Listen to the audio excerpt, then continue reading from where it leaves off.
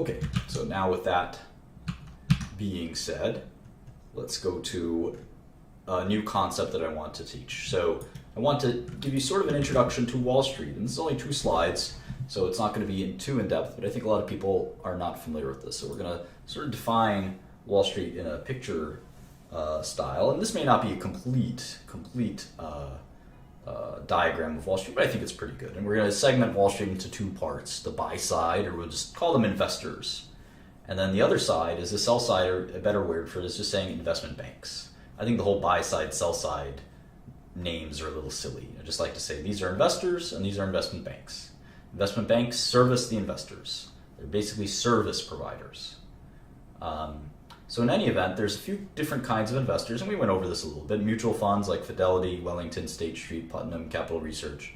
And then there's hedge funds like Renaissance, Oxif, Citadel, Millennium, Oaktree, and Paulson. But these aren't the only 2 kinds of investors. There's plenty of other people. In fact, I should add individuals, the most important thing of all. So pension funds, insurance companies, corporate America, sovereign wealth, individuals, all of these folks in aggregate manage just as much, if not more, than the mutual funds, who manage quite a bit more than the hedge funds. The investment bank side is a little bit different. So you've got investment banking, which is where most of the money is made. Most of the money is made. And these are investment banks. Here's a partial list of investment banks. Bank of America, Citigroup, Credit Suisse, Deutsche Bank, Goldman Sachs, JP Morgan, Morgan Stanley, RBC, and Wells Fargo. Those are a few investment banks. And what they do is they'll lend to companies, they'll arrange lending, and that involves often underwriting, which is the process of selling a security to the public or to investors. So they sell your company's security, let's say you're IBM, you want to sell $6 billion of debt, well, you would have to hire one of these banks to do that. You couldn't just go out there and say, oh, I'm just going to sell it myself. It doesn't work that way. You need a bank that has relationships with all of these investors. You might want to buy in other companies, so you need M&A advice. And that is useful. So investment banking is a pretty big part of these companies, these investment banks' profits. The other thing that they do that is profitable is they do different services for these investors. So they'll actually conduct trades, or they'll prime brokerage or broker their money and deposit their money for them and clear their trades and things like that.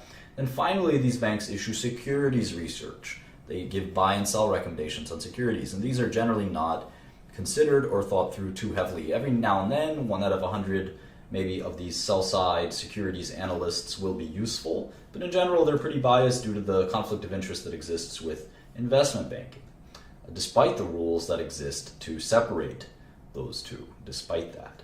In any event, one of the things I wanted to say, and one of the things that took a long time for me to learn and was very painful for me to learn, is that when it comes to stock market recommendations, they're never worth listening to. They're always worth ignoring, no matter who they come from, including Warren Buffett or Carl Icahn. I think stock recommendations are worthless in many ways. Now, they're not completely worthless. Obviously, there can be good stock picks from people, but I think that you should spend your time more efficiently researching yourself. The first thing I definitely would not look at is investment bank opinions.